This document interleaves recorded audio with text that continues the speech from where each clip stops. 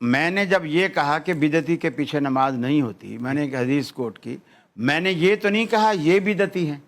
انہوں نے خود سے کیسے قیاس کر لیا کہ یہ اشارہ ہماری طرف ہے، ہم بدعتی؟ چور کی داڑھی میں تنکے والی بات ہے کہ چور جو ہے نا مچائے شور، لہٰذا شور مچانے سے جو نا فائدہ نہیں ہوگا۔ اگر میں گنوانا شروع کروں نا ان کی بدعتیں، تو آپ یقین کیجئے کہ پوری 100 سے زیادہ بدعتیں ہو جائیں گی ان کی۔ بدعتی اس لیے برا ہے، وہ یہ سمجھ رہا ہے کہ دین ناقص ہے۔ دیکھیں انہوں نے گفتگو میں چور اور داڑھی پھر جواب اور دوں گا۔ قیاس مجھے بھی اور کچھ بریلوی، کہنے کی یہ جو الفاظ جو کہیں یہ واپس لے لیں۔ بدعت کی آسان سی صاف ستھری تعریف یہ ہے، من احدث فی دیننا، کہ جو دین کے معاملے میں نئی ایجاد ہو۔ ایک چیز سنت نہیں ہے، آپ اسے سنت قرار دیں۔ پھر تراویح حضور کے زمانے میں تسلسل کے ساتھ ایک امام کے پیچھے نہیں ہوتی، 3 دن رسول اللہ نے پڑھی۔ یہ 3 دن پڑھتے ہیں نہیں، یہ تو سارے دن پڑھتے ہیں، اور 8 پڑھتے ہیں۔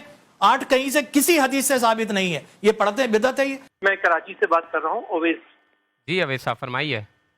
سر مجھے معلوم یہ کرنا ہے قاری خلیل الرحمان صاحب سے اور دیوبند کے جو دوسرے مفتی بیٹھے ہیں جو بھی ہیں عالم، مفتی ابوبکر محی الدین جو صاحب، شخص شرک اور بدعت کرتا ہے کیا اس کے پیچھے نماز ہو جائے گی؟ کیا جو شرک اور بدعت کرتا ہے نماز ہو جائے گی؟ رسول اکرم صلی اللہ علیہ وسلم کا فرمان ہے کہ من وقر صاحب بدعت فقد اعان علی ہدم الاسلام۔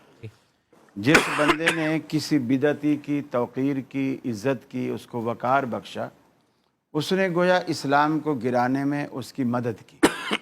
تو جب ہم کسی کو امام بناتے ہیں تو یہ ہم اس کو عزت دے رہے ہوتے ہیں، ٹھیک، اور یہ علماء کا آپس میں ایک دوسرے کو عزت دینے کا ہمارے ہاں یہی طریقہ کار رائج ہے کہ ہم ایک دوسرے کی عزت اسی طرح کرتے ہیں۔ مثلا میری مسجد ہے، میرا مصلی ہے، اور وہاں راٹھور صاحب آ گئے ہیں اور یہ میرے دوست ہیں اور مجھے پتہ ہے کہ یہ عالم بھی ہیں، اور میں نے ان کا اکرام اس طرح کیا کہ ان کو اپنا مصلی دے دیا، تو یہ اکرام ہے۔ تو اللہ کے رسول فرماتے ہیں جو بدعتی کی عزت کرے، بدعتی کا اکرام کرے، اس نے گویا اسلام کو گرانے میں اس کی مدد کی۔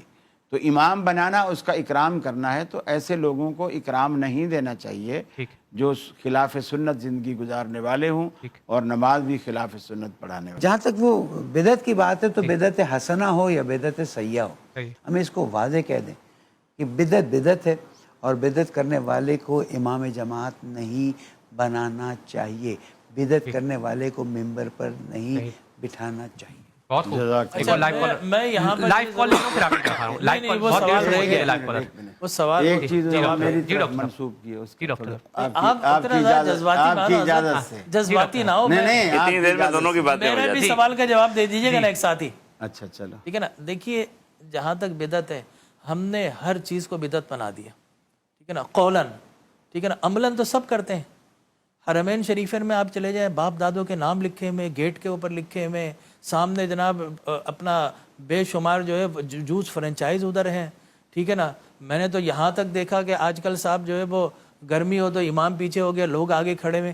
تو بعض صورت کے ہر چیز کو آپ نے بدعت بنا لیا۔ اور بدعت بھائی وہ چیز ہے جو اسلام کا انکار کر دے، اسلام کی، جس میں اسلام کی اصل موجود ہے۔ ہم نے تو ذکر مصطفیٰ کو بدعت بنا لیا، ورفعنا لک ذکرک اصل موجود ہے، ان اللہ و ملائکتہ یصلون علی النبی ذکر موجود ہے۔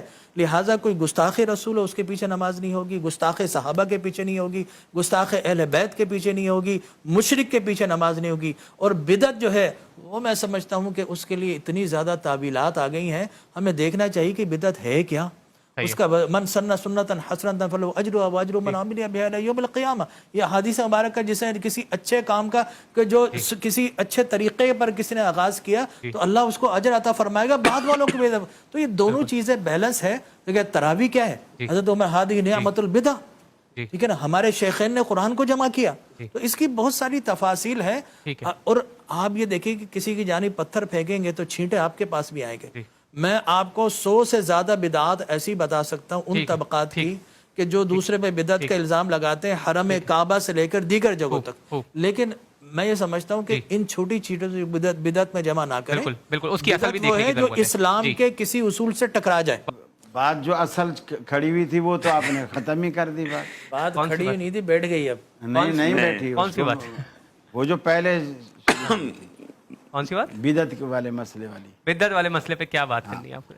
میں یہ کہنا چاہ رہا تھا کہ رسول اکرم صلی اللہ علیہ وسلم نے فرمایا کہ من احدث فی امرنا ھذا ما لیس منہ فہو رد، وہ بات ہی مردود ہے جو رسول اکرم صلی اللہ علیہ وسلم کے فرمان سے ثابت نہیں ہے۔ یہ مثالیں دینا کہ جی حرم کے باہر جوس سینٹر کھلے ہوئے ہیں، تو وہ انہوں نے جوس سینٹر کوئی ثواب کے لیے کھولے ہوئے ہیں کہ ہمیں نہیں جنت حضرت، میں ملے؟ نے جوس سینٹر دیکھیے اچھا ہم نے آپ کی ڈاکٹر صاحب آپ کی طرف بھی آ رہا ہوں، آپ نہیں بولنے دوں میں آپ کو پورا وقت غلط دوں گا، لفظ منسوخ کیا آپ نہیں ڈاکٹر صاحب میں آپ کی بولنے طرف پورا آ رہا ہوں، پھر آپ یہ تو غلط آپ بات کو ہے۔ پورا وقت دے رہا ہوں، میں آپ پھر کو اسی پورا وقت وقت دوں گا، پہلے دوں قاری صاحب کو گا، بولنے دوں۔ ٹھیک جوس سینٹر کا تو ڈاکٹر صاحب یہ ڈاکٹر صاحب میں آپ کو دے رہا ہوں، قاری صاحب آپ بولیے، میں نے ڈاکٹر صاحب میں آپ کی طرف آ رہا ہوں، حرم میں آپ کی کے طرف آ رہا دروازے ہوں، ڈاکٹر صاحب میں آپ کی طرف، قاری حرم صاحب کے آپ بولیے۔ دروازے جی کہا جی تھا وہ میں آپ کی بات طرف آ رہا ہوں، پھر آپ ایکسپلین کر دیجیے جوس گا۔ سینٹر میں نے غلط بات منسوخ کر ٹھیک کے ہے، بولنا نہیں پڑے نہیں میں گا۔ آپ کی طرف آ رہا ہوں، اپنی پھر باری آپ میں بولیں۔ کلیئر کر دیجیے گا، نہیں، پھر آپ نہیں، کلیئر کر دیجیے آپ گا۔ کی ساری بات ڈاکٹر صاحب، غلط تھی، میں قاری چپ کر کے صاحب سنتا آپ ادھر گفتگو کریں، آپ ادھر گفتگو کریں، یہ غلط مجموعہ قاری صاحب آپ ادھر نہیں، گفتگو یہ کریں۔ طریقہ غلط ہے نا۔ میں نے جب یہ کہا کہ بدعتی کے پیچھے نماز نہیں ہوتی، میں نے ایک حدیث کوٹ کی،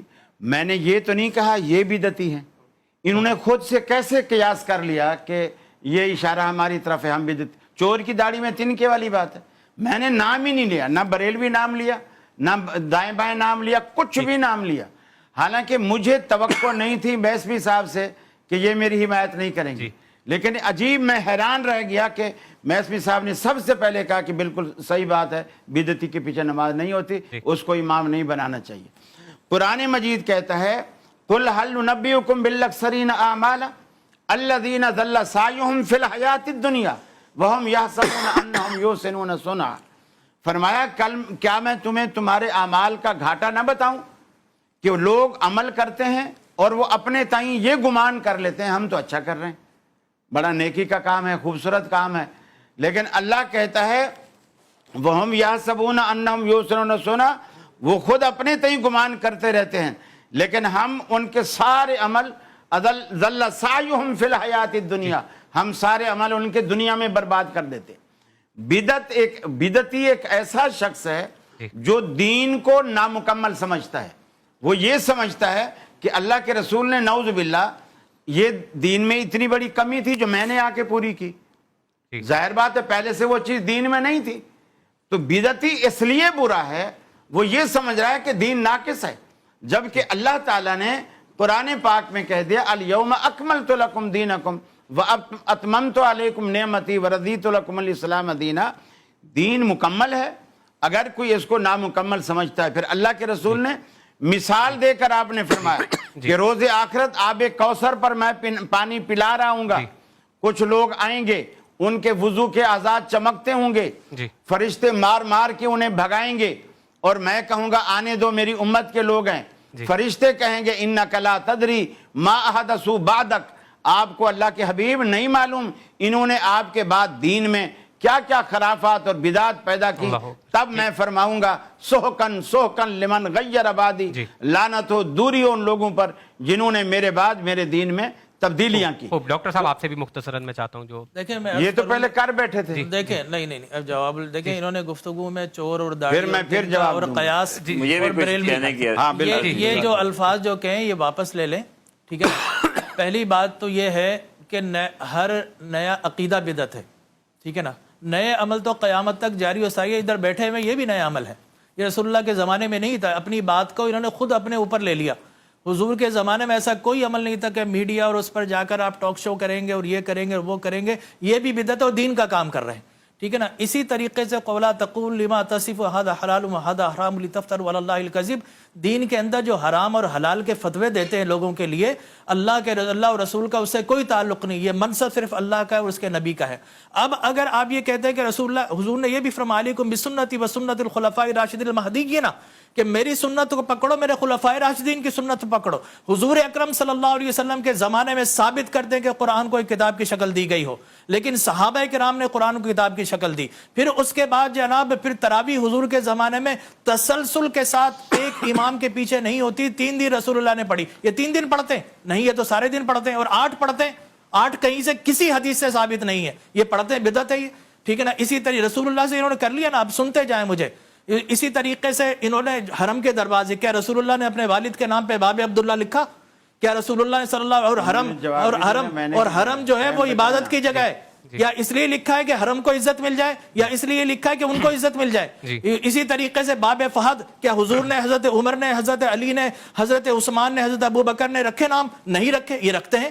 اسی طریقے سے امام پیچھے کھڑا ہے تراویح کے اندر، لوگ آگے کھڑے میں، کیا یہ بدعت نہیں ہے؟ رسول اللہ کے زمانے میں یہ سب کچھ ہوا تھا، ٹھیک ہے نا؟ تو بات یہ حضرت، اور ہر نیا عقیدہ بدعت ہے، ٹھیک ہے نا؟ لگائیں حضور اکرم صلی اللہ علیہ وسلم سے کس کا رفع مل رہا ہے۔ تو میرے کہنے کا مقصد یہ ہے کہ چور جو ہے نا مچائے شور، لہٰذا شور مچانے سے جو نا فائدہ نہیں ہوگا۔ اگر میں گنوانا شروع کروں نا ان کی بدعتیں، تو آپ یقین کیجئے کہ پوری 100 سے زیادہ بدعتیں ہو جائیں گی ان کی، ٹھیک ہے نا؟ انہوں نے تو ہر حدیث کو ضعیف کہنا، یہ ان کی بدعت، ان کا طریقہ بن گیا ہے۔ لہٰذا میں یہ سمجھتا ہوں، قاری صاحب سے میری درخواست ہے کہ اپنا مسلک اپنے ساتھ رکھیں، دوسروں پر نہ تھوپیں۔ انہوں نے تو رسول اللہ کے ذکر کو بدعت بنا لیا، نعت شریف کو بدعت بنا لیا۔ مفتی صاحب آپ میں صرف اتنا عرض کروں گا، جو بحث یہاں ہو رہی ہے وہ بدعت سے باہر نکل گئی ہے۔ بدعت کی آسان سی صاف ستھری تعریف یہ ہے، من احدث فی دیننا، کہ جو دین کے معاملے میں نئی ایجاد ہو۔ ایک چیز سنت نہیں ہے، آپ اسے سنت قرار دیں تب بدعت بنے گی۔ ایک چیز عبادت نہیں ہے، آپ اسے عبادت کریں پھر وہ بدعت بنے گی۔ ایک تو یہ سب ہم اس بات پہ